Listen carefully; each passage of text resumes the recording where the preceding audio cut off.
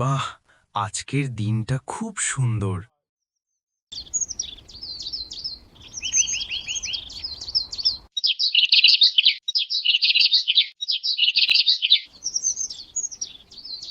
দুপুরে খাবার দাবারের পরে একটু বিশ্রাম নেওয়ার মজাই আলাদা।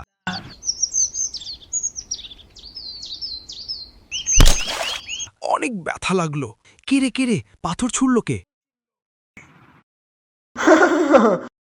ওই তো ওই ছেলেটা, দুষ্টু ছেলে আমাকে পাথর মেরেছে। কিন্তু সে তো একটা বাচ্চা ছেলে, সে তো আবার মারছে।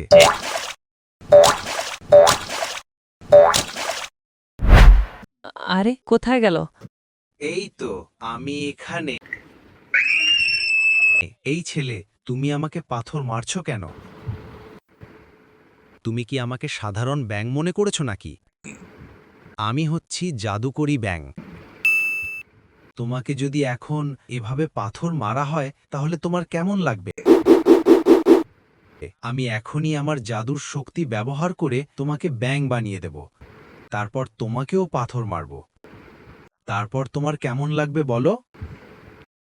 আমাকে ক্ষমা করে দাও, আমাকে ক্ষমা করে দাও।